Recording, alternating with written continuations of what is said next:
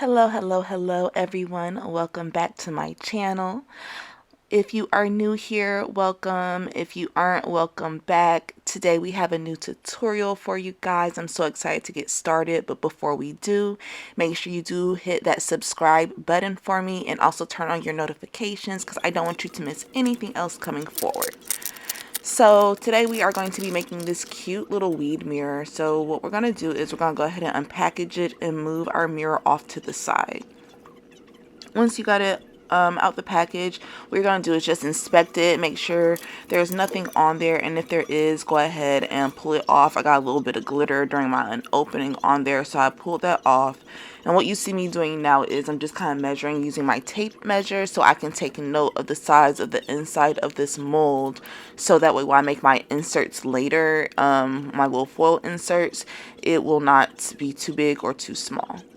So what you see me doing now is I'm pouring a bit of resin into this white mica powder, and I'm just going to get this mixed up very thoroughly, make sure it's stirred very well and there's no lumps or bumps.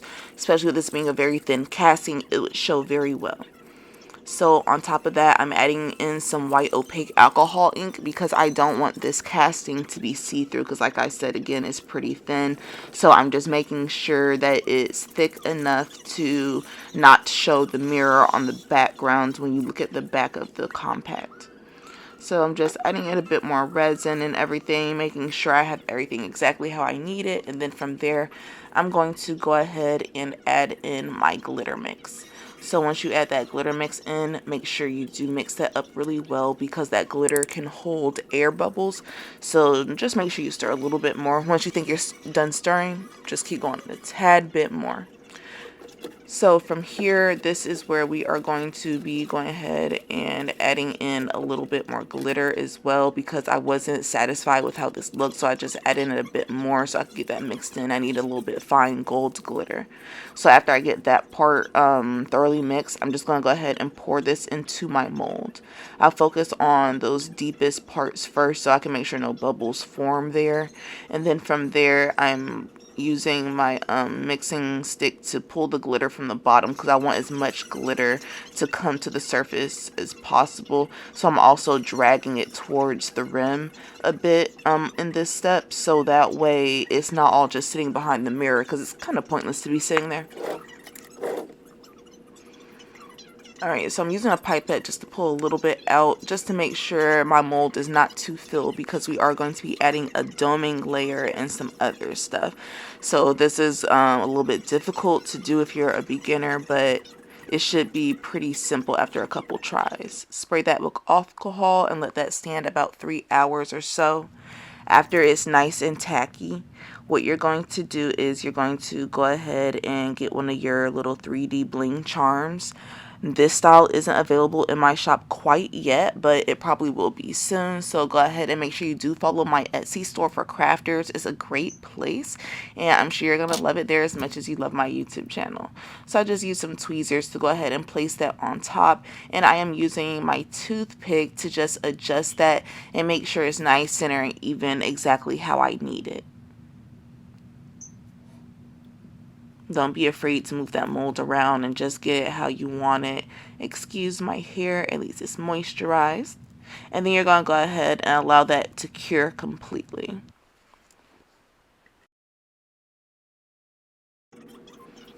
Alright, so after that has had a chance to cure, you're going to mix up a little bit more resin.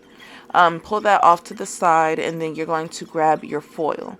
So your foil, this time we're going to be placing this right side up. So you want to take the back of the foil and add some resin to it in a nice smooth layer because you want it to kind of act as a glue, and you're going to press that down into place exactly where you need it. Make sure it's flush, get all the bubbles out from underneath. And then from there, you're going to go ahead and just drizzle a bit of resin on top of that foil and on top of the back of that surface to create a nice doming layer. Now you want to be careful and take your time with this part because, again, you don't want it to overfill because you don't want the resin to go over the edges of the mold because that just makes cleanup a whole lot harder. Alright, so just get everything into place, move it around using that toothpick, and don't be afraid to get in there with that heat gun. Just don't blast the foil for too long, so don't concentrate that heat on that foil. From here, I'm adding some red alcohol ink into a cup, and I am using a toothpick to add a little bit of pigment onto the tip of that, and then I'm just dragging it across the little white marks around the edges of this foil, and that's going to serve as sort of like the little red lines in people's eyes. Like, you know, after people do their thing, they one of the common questions is, are my eyes red? So that's kind of a play on this. I want to kind of use that for this mirror. So the red represents the red eyes, and yes girl, your eyes are red. Alright, so once that's on there, you're just going to go ahead and let that cure. Once it's had a chance to cure, you're going to go ahead and wiggle it from the mold, so that way you can go ahead and pull this little compact out. This is what the front looks like before we place the mirror. From here, I'm going to take my E6000 glue. Now, I'm going to put it on the back of my mirror. Apply it to the back here. I'm having a little bit of trouble with my E6000. I'm always having trouble with this E6000. But I'm going to just go ahead and get that placed on the back of this mirror and make sure it's going out towards the edges, but I don't want it too thick on there because you don't want it to come up off from the sides. So from here, you're just going to place it down evenly and then push it down. Don't push too hard because, again, you don't want the glue to pop up. After that's had a chance to dry, just take your tweezers and then pull at the edge. Find a little edge that will come up for you. As you can see, it took me a couple different tries in a couple different areas, but it is completely fine. Once you do get it up, you're going to grab it from the edge and you're just going to pull that on up. That is a beautiful mirror.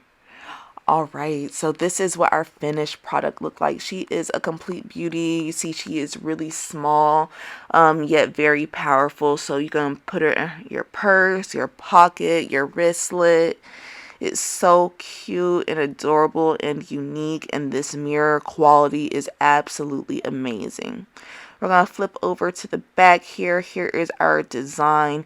This is how the design turned out. I love how those eyes look on the bottom, like with the fleeky brows and lashes. Like, girl, are my eyes red?